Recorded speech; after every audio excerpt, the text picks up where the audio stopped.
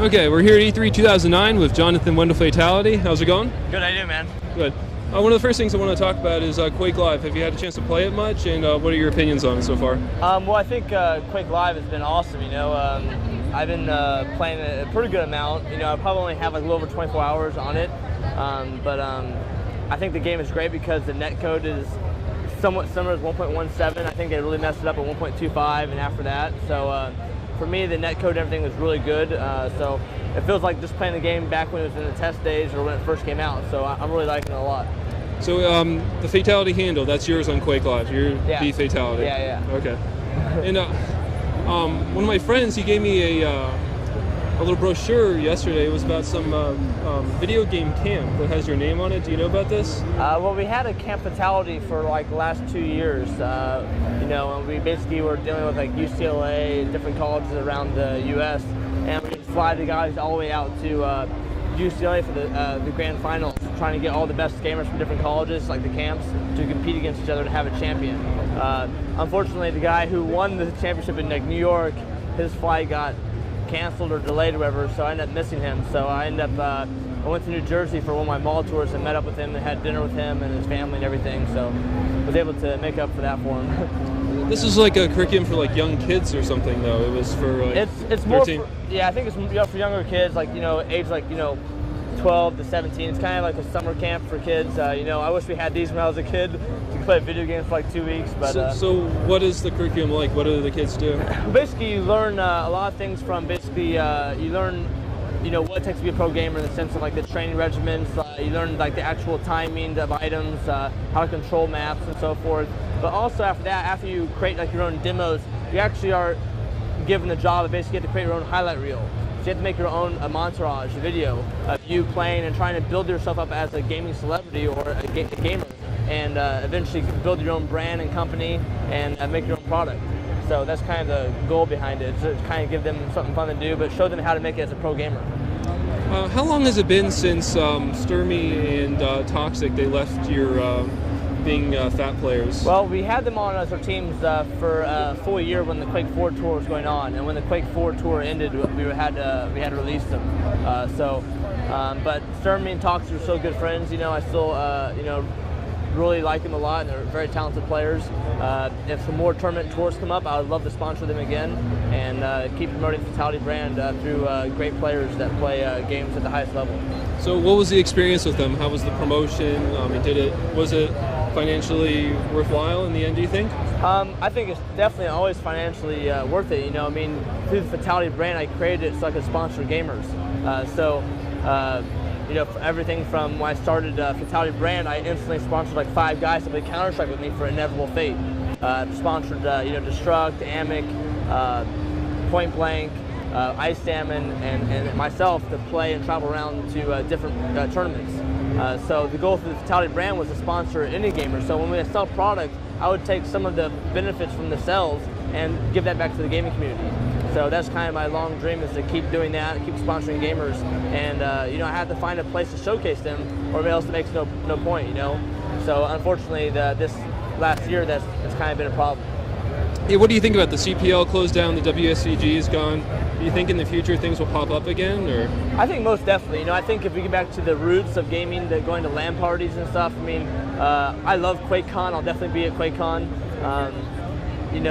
All these events around the world, I just love LAN parties in general. So if we can get back to the roots of gaming, we can get TV coverage that way. We don't need to have tons of cameras and shown on TV like every single second, but it would be nice if we can get to that stage and people accept it. Well, this past QuakeCon, you didn't attend, correct? I was definitely there. You were there, okay. Yes. Do you think in the future you might compete again in the actual tournament? Or? Well, I think eventually I will compete in some of the tournaments, but I'm just looking more for reliability of what game we're going to play and how many tournaments we're going to have per year. If we're only going to have one tournament per year, it's kind of hard to justify training for 12 to 18 months to become number one.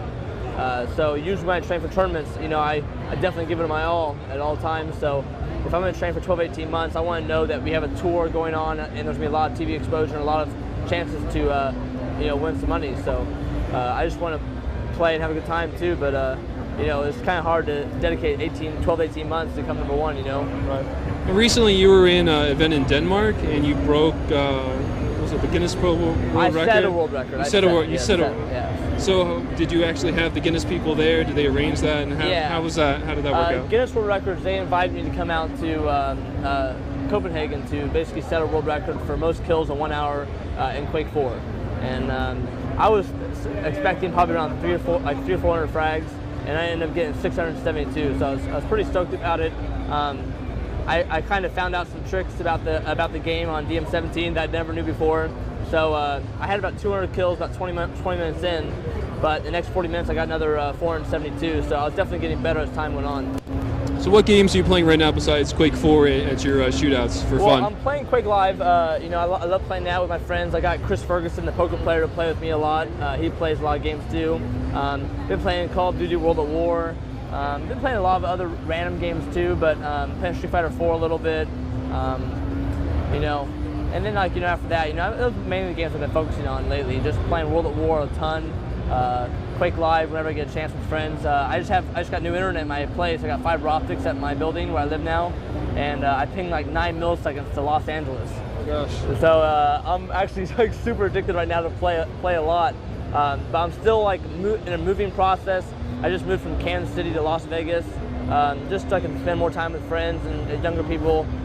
Missouri was getting kind of old for me, so I moved there and just really looking forward to getting my place finished and my game room built out. And I have Fusion IO guys. They're going to help me build my entertainment center and help me build my game room a little bit. So I'm really looking forward to really making it really very elite in the sense of like all the stuff I have there. I have friends come over and play games and play that 9 millisecond thing, you know. So concerning Quake Live, have you talked to Software about possibly giving them advice for how it could be better for pro gaming at all, or do you have any opinions just of yourself? Well, I saw Todd here yesterday, and I saw Steve Nicks as well. I think we definitely were, you know, talking about doing something together maybe in the future. I don't know what it is, but you know, I'm really good friends and a really good fan of Quake. As you know, I mean, I've been a Quake fan since, I mean, I've been a software fan since 1993, so kind of always a Quake guy. But I look forward to, you know, if I can help out, or if I can, you know, play the game, or if, you know, if we can get some tournaments going really big for that game, it'd be really cool. So what new products are you showing off here at E3 this year so far? Well, we're showing off a new pair of headphones. Let's see if I can grab one for you. We already have our Fatal1ty line of headphones already out, but this is our newest line. This is our Fatal1ty silencer headphones. And actually it's really cool in the sense, you obviously have the microphone to talk to your teammates or whatever, talk to your you know, enemy and tell them how much they suck after you kill them, whatever. But the cool thing about this is this thing can actually determine how far the distance of the sound travels. So you can see there's a lot of noise in this area, right? Well, if the noise travels like 10 feet, whereas, you know, I'm on the headphones and I'm like, okay guys, I'm at RA, come help me, or whatever, they can, there's a shorter distance to the microphone. So the microphone actually recognizes that the distance is traveling farther for the background noise, and my voice is traveling only like a couple inches. So my voice will only be transmitted. So it's called silencer technology, and basically, you know, you won't hear any background noise anymore from your teammates. It seems the microphone is really nice and flexible too. Yeah, it's not going to break on you or anything. You can totally change it however you want. But also the cool thing with the Fatal1ty brand, what I'm trying to do is also I'm trying to make gamers realize that they can take the headphones out of their basement. You don't have to stay in your basement all your life. So basically, you can unplug the microphone. Oh, that's really cool. And then you have a pair of headphones that you can basically take anywhere, on the bus, on the train, on the airplane, wherever you go. So that unplugs too right there? This is unplugged now. Oh, okay. Yeah, but basically it all works just like that. And I think there's a solid-state drive you're showing off too? It's not a solid-state drive. It's not a solid-state drive. It's a PCI Express memory card. Okay. And it's actually this thing up here on the left, up there on the side. And it's actually doing like all the videos and everything all at once. What it can do is, it's about 80 gigs of memory on a PCI Express memory card. And this thing is probably the coolest thing I've seen probably in a while.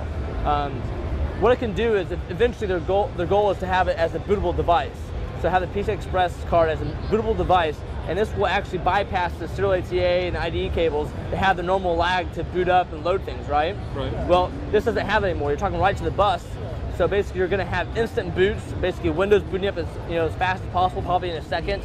You load all your applications on it. You would load your favorite games. You know, loading new maps or loading new you know, episodes or whatever you're loading would be instant, rather than waiting for that load time all the time.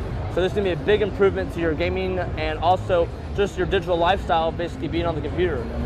So what is it? Is there a price yet, or? The price, I believe, right now is around $895, I believe. And this is the first time it's ever been available to the consumer market. Usually it's the enterprise market they've been attracting to for people who have big servers and big file systems going on. But yeah. Okay, well, thanks for joining us here at E3 2009. All right, thank you very much, man.